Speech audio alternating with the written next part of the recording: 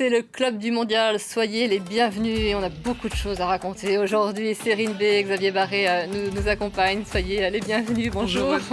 Alors on va revenir bien évidemment sur cette victoire au forceps des Bleus face au Paraguay. Oui, score final 1-0 à l'issue de ce huitième de finale. Un penalty signé Kylian Mbappé. C'était un match houleux, pas très plaisant à voir.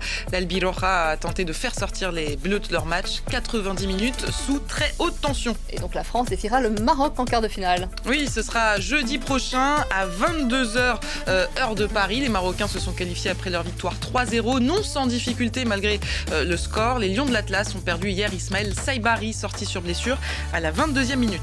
Et puis ce soir, il y aura encore deux belles affiches à suivre. Oui, à 22h, le Brésil affronte la Norvège et à 2h du matin, les Anglais iront se frotter aux Mexicains qui réalisent jusqu'ici un sans faute. Ce soir, ils jouent à domicile au Stade Azteca à 2200 mètres d'altitude. C'est le programme, à tout de suite.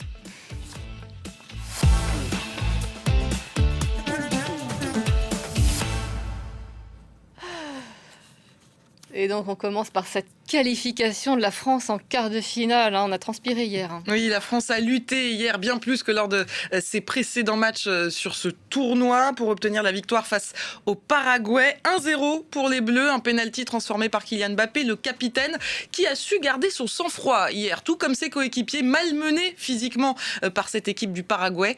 Les fautes sont nombreuses du côté de l'Albiroja et pourtant les 3 cartons jaunes sortis seront donnés à des joueurs français. L'équipe de France s'attendait à jouer face à une défense compacte et il y a eu quelques tentatives infructueuses face au but paraguayen, notamment d'Adrien Rabiot ou encore de Manu Koné, mais il faudra attendre la 70e et une faute sur Désiré Doué dans la surface pour se voir attribuer un penalty très bien tiré par Kylian Mbappé qui permet donc à la France de se hisser en quart de finale. On va écouter la réaction du sélectionneur Didier Deschamps, fier du comportement de ses joueurs. Ça se joue à peu de choses. Je suis très content que les joueurs, l'ensemble des joueurs aient gardé leur maîtrise. Parce que face à ce qu'il y avait, ça aurait pu. Et évidemment, si on tombe là-dedans, malheureusement, l'Allemagne y est tombée un petit peu. Moi, j'aurais dit, rester sur le jeu et ce qu'on sait faire. Voilà. Mais après, il y a tellement de petits trucs qui peuvent énerver, provoquer, ou voir, je répète, un sentiment d'injustice que c'est pas évident, mais ils l'ont fait. On a vu, les Bleus hier ont été malmenés par cette équipe du Paraguay. On va écouter ce qu'en pense notre envoyé spécial à Philadelphie, Cédric Ferreira. Des tribunes du stade de Philadelphie, le scénario de cette rencontre au fil des minutes est devenu risible tellement c'était une caricature du football qu'ont proposé les Paraguayens. Alors ce scénario, on le connaissait avant le match puisque le Paraguay l'avait annoncé qu'il livrerait une bataille aux Français et c'est bien ce qui a eu lieu sur le terrain. Multiplication des fautes, des provocations, des moments de tension, des simulations également pour gagner la moindre seconde de temps de jeu. On a donc assisté à un match très haché et Kylian Mbappé, la star des Bleus, l'a très bien résumé en interview d'après-match.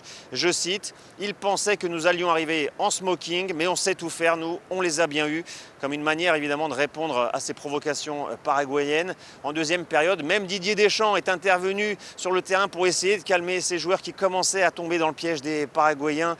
Il a fallu vraiment s'employer pour garder ce sang-froid admirable. Le plus surprenant finalement, c'est que le Paraguay a terminé cette rencontre avec 0 carton jaune, alors que la France en a récolté 3 et parfois en raison de simulations paraguayennes.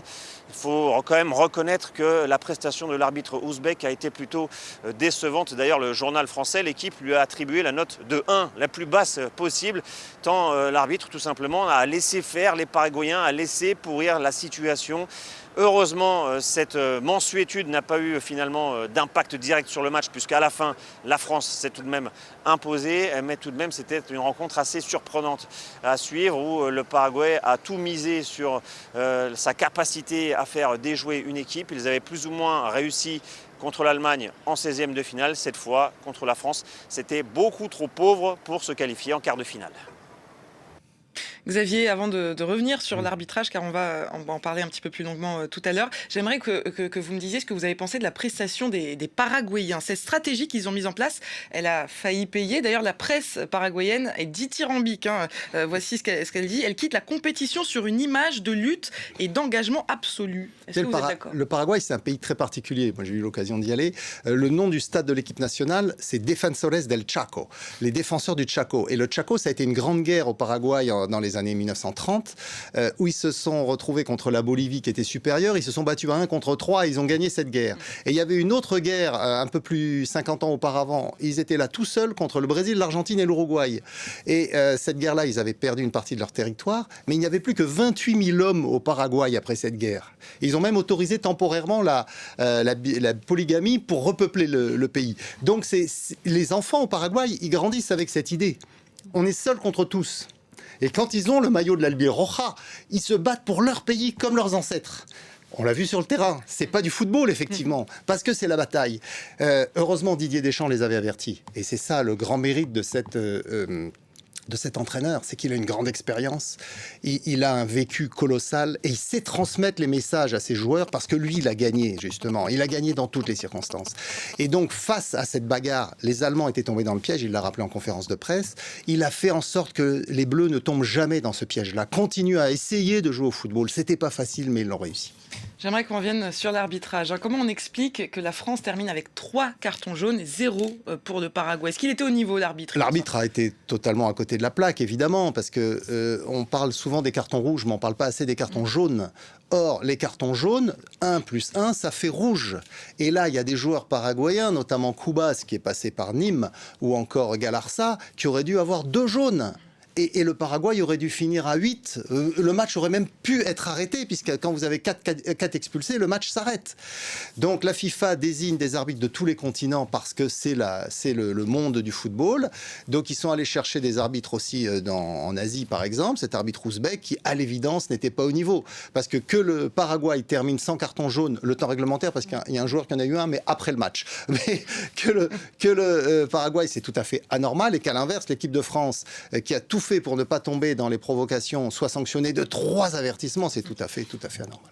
En tout cas, ça a été le match le plus compliqué pour les Bleus jusqu'ici, depuis le début de la compétition. Comment vous les avez trouvés hier ? Les Bleus ont été justement très mûrs, ont fait preuve de beaucoup de maturité, alors qu'il y a des jeunes joueurs qui participent à cette Coupe du Monde pour la première fois. Ils ont su gérer cette situation, ils sont un peu tombés dans les provocations de temps en temps, mais très peu au regard du nombre de provocations, d'agressions, d'actes d'anti-jeu qu'ont réalisé les joueurs paraguayens. Et donc, ces Bleus ont su ne pas dévier de leur objectif. Leur objectif, c'était la qualification. Ça pouvait pas être un match emballant, ça pouvait pas être un beau match compte tenu de l'adversité, parce que pour faire un beau match, il faut être 2 équipes qui veulent jouer au football. C'était pas le cas. Et donc, ils ont su se concentrer sur cet objectif et ils ont su finalement marquer. Alors, le penalty, il est indiscutable, évidemment. Mbappé l'a très bien transformé. Mais c'est vrai qu'on peut se poser une question sur le plan tactique, c'est quand l'équipe de France est face à des blocs aussi bas, et ça se reproduira peut-être plus maintenant dans la compétition, mais c'est une tendance lourde. C'est vrai que c'est bien d'avoir aussi un grand avant-centre qui peut reprendre les ballons de la tête. Avant, il y avait Giroud. Mbappé, c'est pas son point fort, le jeu de tête. Et sur ce genre d'action, la France dépendait en fait seulement de Adrien Rabiot. Et c'est vrai que l'absence de Tchouaméni, qui a aussi du volume athlétique pour reprendre les ballons aériens, était aussi sensible à ce niveau hier soir. Vous parliez du penalty de Kylian Mbappé, ça fait 7 buts au total pour lui sur 7 compétitions, 19 buts en 19 matchs de Coupe du Monde. Il a un but du record de Lionel Messi. Ça, c'est pour les statistiques. J'aimerais qu'on parle de sa performance d'hier soir, de son attitude. On a vu un capitaine hier soir. Oui, absolument. Il a été exemplaire. Il s'est battu sans tombé dans la provocation et il en a pris des mauvais coups. Un plaquage à un moment de Cubas, le joueur paraguayen dont je vous parlais, qui a joué à Nîmes, qu'il a carrément fait un plaquage, une prise de judo Il n'y a pas eu d'avertissement pour Koubas. On l'a vu sourire beaucoup. Oui, et donc il a su, effectivement, il a réagi une fois, mais sinon le reste du temps, il était toujours un peu narquois à l'égard des Paraguayens, avec cet objectif, la qualification. Donc il a eu un rôle vraiment exemplaire. Et puis Didier Deschamps a confié d'ailleurs après le match qu'il savait que Kylian Mbappé pouvait être provocateur, lui aussi, dans son registre, dans sa façon d'être. Et donc il a demandé à certains joueurs de l'équipe de France, les grands costauds, très vite à la fin du match, de venir autour de leur capitaine pour le protéger, pour éviter que d'autres joueurs paraguayens viennent régler leur compte à la fin. C'était un samedi soir, on peut dire qu'il y avait beaucoup d'ambiance en France, un peu partout. Beaucoup de téléspectateurs aussi. Un record d'audimat a été battu hier. Oui, il était 23h hier lors du coup d'envoi de ce match et forcément les bars étaient remplis avec des écrans géants un petit peu partout. Vous regardez ces images, elles ont été tournées à Saint-Ouen en banlieue parisienne. Là c'est au moment du penalty, les spectateurs exultent. Je peux vous dire qu'ils n'étaient pas sereins durant les 70 minutes précédentes. En tout cas ça passe quand même pour la France. On va écouter quelques supporters des Bleus à Saint-Ouen. Soulagé, c'était un match dur, intense, âpre, un combat physique, il a fait chaud et les joueurs sont restés concentrés. Les Paraguayens avaient l'intention de les faire sortir du match et ils sont restés solides, donc voilà. Très difficile, mais l'essentiel est fait, donc l'essentiel aujourd'hui c'était juste la qualification. On savait que ça allait être très dur, qu'il faisait chaud et qu'ils allaient être regroupés derrière, donc très bon, très content de passer. Et pour le Maroc, je pense que ce sera un autre match. 12 millions de téléspectateurs, je ne sais pas si le record va être battu jeudi contre le Maroc, donc, pour ces quarts de finale. Oui, les Lions de l'Atlas qui se sont donc qualifiés eux aussi en quart de finale hier après leur victoire 3-0 contre le Canada. Et pourtant, malgré le score, les Marocains, ils n'ont pas vraiment dominé. Ils ont été beaucoup chahutés, mais ça passe face à une équipe qui aura manqué de précision face au cage. On notera le doublé d'Asdine Ounahi hier soir. Écoutez le récit d'Olivier Fessol. Au coup de sifflet final, c'est tout un pays qui exulte. Le Maroc est la première équipe à être qualifiée pour les quarts de finale. Une victoire qui s'est fait attendre. Le Canada a verrouillé le jeu et fait douter les Lions de l'Atlas. En première mi-temps, l'équipe canadienne était très bien organisée. Ils nous ont causé des problèmes. À la mi-temps, nous avons parlé avec le coach, le staff et tous les joueurs et nous avons trouvé une solution pour essayer de les battre. À la 50e minute, quand Ounahi ouvre le score, les Marocains sont enfin soulagés. 2 autres buts viennent par faire la victoire et ravir les supporters. De Rabat à Marrakech en passant par Tanger, la liesse s'empare de tout le royaume. Merci à l'équipe marocaine qui nous rend très fiers tout le temps. Merci aussi à Monsieur Wabi pour sa stratégie fantastique. On va remporter la Coupe du Monde. Je suis très heureuse. Le Maroc gagne toujours. On le savait, on a gagné. Dieu merci. Le Canada, l'un des 3 pays hôtes, quitte donc la compétition. Le Maroc, lui, poursuit sa route en quart de finale. Lors de la dernière Coupe du Monde au Qatar, les Lions de l'Atlas avaient atteint les demi. Leur parcours avait été stoppé par la France. Non, c'est bon. C'est donc un nouveau France-Maroc. Xavier, ça vous inspire quoi? Ça nous rappelle forcément la demi-finale au Qatar. Voilà, oui, la demi-finale au Qatar avec le Maroc qui était arrivé là de façon inattendue. Là, qui avait éliminé le Portugal et l'Espagne. Là, le Maroc était plus attendu et dès le premier match, ils ont montré leurs ambitions en tenant en échec le Brésil, et un match qu'ils auraient d'ailleurs pu gagner. Depuis, le Maroc confirme. Mais ce qui est plus intéressant encore, je trouve, c'est l'évolution du jeu marocain. Parce que du temps de Walid Regragui, c'était une équipe très défensive. Et au Qatar, il s'était appuyé sur une défense hyper rigoureuse et il jouait en contre-attaque. Ça leur avait permis d'aller jusqu'en demi-finale. Mais après, on avait vu les limites du jeu marocain de l'époque. D'ailleurs, sous la coupe de Walid Regragui, le Maroc n'a pas réussi à remporter la Coupe d'Afrique des Nations. Même si, sur le papier, il y a débat. Mais depuis, Mohamed Wabi est arrivé et il a vraiment changé le jeu de cette sélection. Il a, par exemple, repositionné Ismail Sabari au poste d'avant-centre, ça c'est une vraie trouvaille. Alors hier, il s'est blessé très tôt dans la partie, Sabari, qui va rejoindre le Bayern de Munich la saison prochaine. Et ça a perturbé le jeu marocain, ce qui fait qu'ils ont quand même eu une première période compliquée contre le Canada, qui était très impliqué avec de grosses qualités athlétiques. Et à l'arrivée, ça passe un peu ric-rac quand même pour le Maroc, parce que les 2 autres buts, ils sont marqués en toute fin de match. Oui, le score, il ne reflète pas vraiment la performance du Maroc, finalement. Non, le Canada a été très bon, et cette formation marocaine, on la voyait peut-être trop favorite. Donc ce match difficile, ça va les rendre beaucoup plus méfiants peut-être, avant de rencontrer l'équipe de France, où là, par contre, ils seront peut-être pas favoris, ils sont disons un petit peu derrière les Bleus au classement FIFA. Ça va être un choc de très haut niveau avec 2 équipes qui se connaissent bien, en tout cas des joueurs qui se connaissent bien. Vous l'évoquiez, la blessure d'Ismaël Saibari, ça peut être pénalisant pour la suite? Oui, parce que c'est vraiment la trouvaille tactique qui a permis au Maroc de surprendre le Brésil et de continuer son chemin dans cette Coupe du Monde.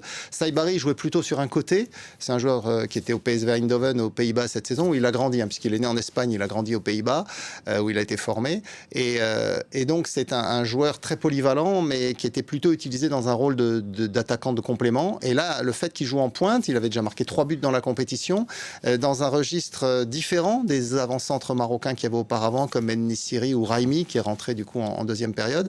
Ça a apporté vraiment un plus tactique à cette formation des Lions de l'Atlas. Là, l'absence de Saibari, si elle est confirmée pour le match contre l'équipe de France, ça va obliger Mohamed Wabi à réorganiser son équipe. Alors, il semblerait que le sélectionneur canadien n'ait pas très bien pris la défaite. Oui, c'est un Américain, J.C. March, effectivement. Et franchement, il faut dire que l'équipe du Canada a quand même réussi une performance assez remarquable dans cette Coupe du Monde. On ne les attendait pas du tout à ce niveau. C'était leur 3e participation. Ils n'avaient jamais gagné un match. Là, non seulement ils ont réussi à gagner, ils ont passé un 6-0 au Qatar. Et derrière, ils ont réussi à se qualifier pour la phase d'élimination directe. Donc, c'est assez remarquable ce qu'ils ont fait comme parcours jusqu'à présent. Et peut-être qu'avec l'engouement populaire qu'ils ont provoqué, et tant mieux pour le développement du soccer en Amérique du Nord, avec la réussite qui a été la leur et surtout l'entrain qu'ils ont démontré, beaucoup d'implication, eh bien peut-être qu'ils espéraient aller plus loin, ce qui est logique d'ailleurs. Face au Maroc, c'était assez compliqué, mais leur première période leur laissait avoir de l'espoir pour la suite de la compétition. C'est quand même un beau parcours pour le Canada. Ça, c'était donc pour les matchs d'hier. 2 affiches au menu ce soir. Oui, Mexique-Angleterre à 2h du matin, heure de Paris. Et puis Brésil-Norvège à 22h. Les Norvégiens qui vont tenter de se qualifier pour la première fois de leur histoire en quart de finale. Avant cette Coupe du Monde, ils n'avaient jamais atteint la phase à élimination directe. Erling Haaland et ses coéquipiers n'ont certainement pas envie de s'arrêter là, même s'ils savent qu'ils ne partent pas du tout favoris. On va écouter leur sélectionneur. Le Brésil est favori, mais ce n'est pas comme si c'était du 90-10. Je pense que ce sera un match assez équilibré, même si le Brésil, bien sûr, reste favori. Il a raison, le sélectionneur, le Brésil est vraiment favori sur ce match. Oui, le Brésil est toujours favori. Le Brésil est toujours favori de toutes les Coupes du Monde. Le Brésil va au Mondial pour gagner. Et le peuple brésilien n'accepte aucune autre place que la première. Donc, ce que dit Sture Solbakken est totalement logique. Maintenant, il faut savoir que le Brésil n'a jamais battu la Norvège. Ils se sont rencontrés 4 fois dans l'histoire du football. Vu l'histoire des 2 équipes. Ils les ont jamais battus. En match amical ou en match officiel, il n'y en a eu qu'un seul, mais ils les ont jamais battus. Et ce seul match officiel, on s'en souvient un petit peu, puisque c'était en France en 1998, à Marseille. C'était le 3e match de poule. Et la Norvège s'était imposée 2-1 avec un pénalty qui avait à l'époque provoqué une polémique, parce qu'on avait dit qu'il n'y avait pas faute, mais en fait, une photo d'un journaliste suédois placé derrière le but a ensuite montré qu'il y avait bien faute. Et la Norvège était imposée 2-1, et donc qualifiée pour les 8e de finale à l'époque, en battant le Brésil, champion du monde en titre et futur finaliste. Donc, il y a un petit antagonisme entre ces 2 pays, même si sur le papier, il n'y en a pas vraiment, puisque le Brésil a un palmarès bien supérieur. Et puis, quand on regarde l'opposition, elle est aussi au niveau des populations, puisque la Norvège est désormais le pays avec le moins de population engagée dans la compétition, un peu plus de 5 millions de Norvégiens, alors qu'il y a 213 millions de Brésiliens. Donc, vous voyez, les Brésiliens, ils sont... Il n'y a pas débat là-dessus. La Seleção est aux États-Unis pour gagner à nouveau la Coupe du Monde. Pour autant, son parcours n'a pas été impressionnant jusqu'ici, en tout cas sur ce tournoi. Non, parce qu'effectivement, on parlait du premier match contre le Maroc où ils ont eu du mal. Et puis derrière, il y a eu effectivement ce parcours pas flamboyant avec beaucoup de joueurs âgés. Le Brésil est une des sélections qui a le groupe le plus âgé. L'entraîneur, c'est Carlo Ancelotti, l'Italien, qui est un entraîneur qui a l'habitude de s'appuyer plutôt sur des joueurs d'expérience. Et ils ont déjà pas mal de blessés, puisque Rafinha, l'attaquant de Barcelone, est forfait pour le moment. Lucas Paqueta, milieu de terrain également, et Casemiro, qui était l'homme clé du coach Ancelotti au Real Madrid, il est ensuite parti à Manchester United, il le maintient en sélection alors qu'à l'évidence, il a plus ses jambes de grand compétiteur et il est incertain pour le match de ce soir. Donc on a un Brésil quand même qui est pas convaincant, mais il y a un tel vécu et il y a un tel réservoir de joueurs qu'il reste favori. Mais est-ce qu'on pourrait imaginer quand même que la Norvège, ce soit la grosse surprise de ce mondial ? Alors, au fil du temps, on se demande si ce sera vraiment une surprise, parce que déjà, il y a quand même quelques joueurs très connus, à commencer par, bien sûr, Haaland, l'avant-centre buteur de Manchester City. Mais il faut rappeler une chose, c'est que la Norvège avait raté la dernière Coupe du Monde en 2022 au Qatar, alors qu'on pensait qu'ils se qualifieraient. Ils ont raté le dernier Euro, alors qu'on pensait qu'ils se qualifieraient. Et donc là, ils sont au rendez-vous. Donc il y a eu, dans ce groupe norvégien, dans cette génération, il y a eu la frustration de rater des rendez-vous importants. Et donc là, cette fois-ci, ils veulent pas rater l'opportunité d'aller le plus loin possible. Donc on devrait avoir un beau match. En tous les cas, ils ne sont pas très nombreux, mais ils ont déferlé sur Times Square. Oui, à New York, puisque c'est dans cette région qu'aura lieu ce match Brésil-Norvège. Et oui, c'est vrai qu'ils étaient nombreux hier soir sur Times Square. Les Norvégiens, ils ont tous exécuté la rame viking. C'est devenu l'un des gestes emblématiques de cette Coupe du Monde. Et ils ont même entraîné, vous allez voir, quelques supporters brésiliens avec eux dans une ambiance très bon enfant, comme on aime. On va écouter quelques supporters des deux équipes. Je suis fou de joie. C'est le match de football le plus important et le meilleur de toute l'histoire de la Norvège. Nous n'avons jamais été aussi loin en Coupe du Monde et j'ai vraiment le pressentiment qu'on va battre le Brésil. J'espère que le Brésil va gagner. Je suis vraiment convaincu que le Brésil va gagner. Mais c'est du football et tout peut arriver.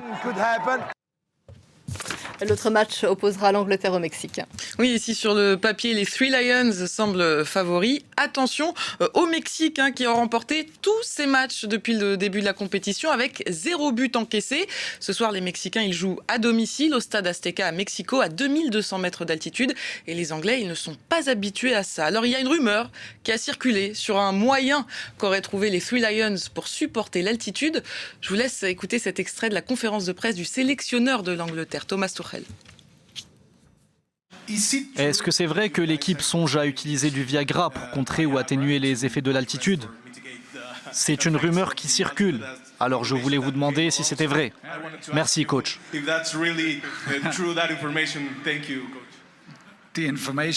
n'ai pas reçu cette consigne, donc ce n'est pas vrai.